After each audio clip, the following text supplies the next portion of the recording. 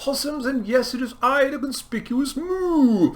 And today I wanted to do some maths, and I know how everybody loves maths. I'm no good at maths either, but I'm going to give it a red hot go, because after the sad demise of Vitality's Sacrifice recently, I very confidently said that Stormstout's Last Keg was obviously the best Brewmaster Legendary.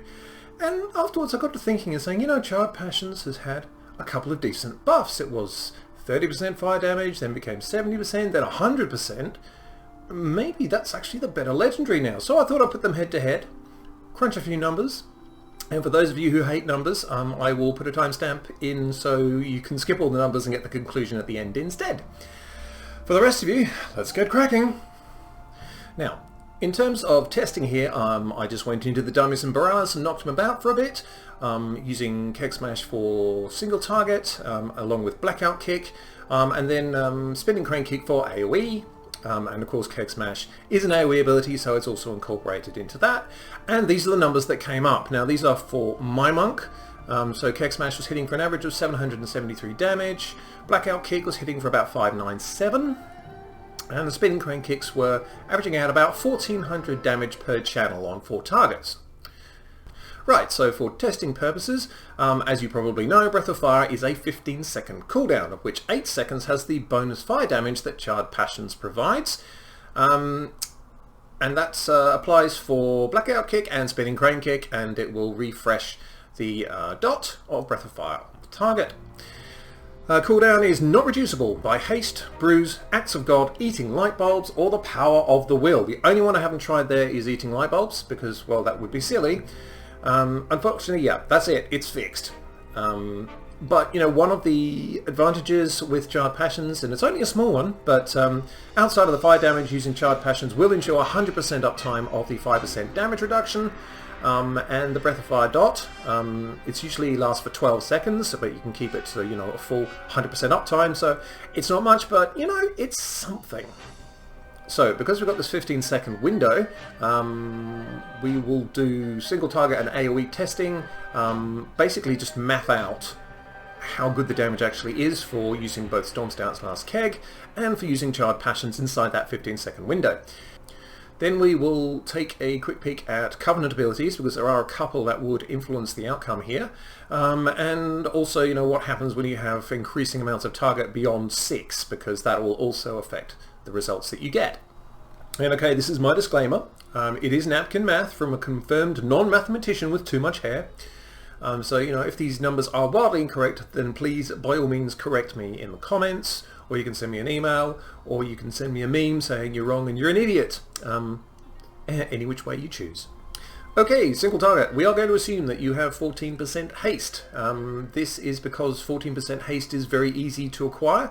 It's going to end up in some of your gear inevitably anyway, and high tolerance in particular, you know, is going to grant you quite a bit of haste anyway, depending on your stagger level. But you know, if you're in yellow stagger, that's 10% haste right there. That will reduce your Keg Smash from 8 seconds to 7 seconds. So if you have equipped Stormstout's Last Keg, you can just, and you have to be perfect, but you can just get 4 Keg Smashes inside the 15-second window. So 773 times 4 is 3092 damage for over those 15 seconds. But of course, Stormstout's Last Keg also has 30% increased damage from Keg Smash damage, so you would get to 4019.6 damage over that 15 seconds. Blackout Kick, much like Breath of Fire, is one of those unreducible fixed cooldowns, so 4 seconds. So you can get 2 Blackout Kicks in the Charred Passions window, which is the first 8 seconds of any application of Breath of Fire. And then you can get 2 without the 100% fire damage bonus as well, by the time the 15 seconds are up. So you'd get 1194 damage for each of the ones inside the Charred Passions window and 597 for the 2 outside, which makes a total of 3582 damage. Now, moving on to the AoE component, we're going to assume the same 14% again. But the AoE for this is 4 targets, only because they're all 4 target dummies grouped together, so that's where I'm getting these stats from. So yeah, you can still get the forecast of Keg Smash in the 15-second window, and you will get 4,019.6 damage per cast from using Keg Smash. Now you apply that to the forecast you fit inside the window and you get a total of 16,078 damage over 15 seconds. So that's pretty good. We move on to Charred Passion, so we'll be using Spinning Crane Kick, because that is the AoE ability. It does cost 25 energy, and is affected by haste, and currently mine has a 1.3 second channel. This means you can get 6 casts of Spinning Crane Kick inside the 8-second window for the additional fire damage. I also tested how long it takes you to actually run out of energy when you're just spamming this constantly. 14 was the average for me, so you can only actually fit 11 casts into this 15-second window, so that's fine. So 6 casts of Spinning Crane Kick at 1400 damage a cast on 4 targets is 8,400 damage. Now we add the 100% fire damage, so we're doubling it, 16,800 damage, and then the other 5 casts of Spinning Crane Kick outside of the Charred Passions window, which will be 5 times 1,400 or 7,000 damage in total. So overall, over the 15 seconds, 23,800 damage. Youch! So to summarise, single target Keg Smash with Stormstout's last keg is 4,019.6 damage, which is higher than Blackout Kick with Charred Passions. That comes in at 3,582 damage. The area effect results, so Keg Smash with Stormstout's last keg is 16,078 damage over the 15 seconds. Spinning Crane Kick with Charred Passions is 23,800 damage. And it's worth pointing out that, you know, if your combat is over 15 seconds for any reason, Stormstouts will start to fall behind because you're not getting the additional Keg Smash charge. So in the next 15 seconds of combat, for example, you won't have the additional charge, you'll only get 3 Keg Smashes in instead of 4. So that's where Charred Passions, even if it starts behind, will start to catch up a bit. Now, those Spinning Crane Kick numbers are amazing.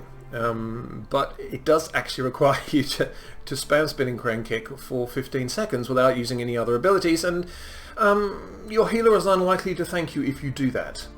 But, you know, at least it does make Spinning Crane Kick more interesting. You know, some people are sort of wondering what is the point of having this additional spell. Well, here's one reason why it's there, and, you know, it does some significant damage. It's good for those, you know, going in for an AoE attack in a dungeon. If you Keg Smash, Breath of Fire, Rushing Jade Wind, and then do a Spinning Crane Kick on top, that's a pretty good lead. So, you know, just looking at the flat things, you'd go, well, Stormstouts for raid and single target, Charred Passions for dungeons, piece of piss, we're done, right? Unfortunately, it's never that simple. First of all, we have to take into consideration what happens in AoE if you have more than 6 targets to hit. Keg Smash, initially, before its more recent change to linear scaling, had a fairly odd scaling system whereby you would hit the first for 100, and the next for slightly less, and then the next for slightly less, and basically, you know, your Keg Smash damage would fall off a cliff the more targets you were hitting. These days, they've got a much more linear design to it, so instead of just dropping straight off the cliff, the numbers are actually going to gently glide down, as if you put one of those goblin gliders on. So the more targets you have, it's likely that Keg Smash damage in general is going to pull ahead of Charred Passions and Spinning Crane Kick. Spinning Crane Kick's other disadvantage, of course, is that it is one of those very, very lucky talents that has been hard capped at 6.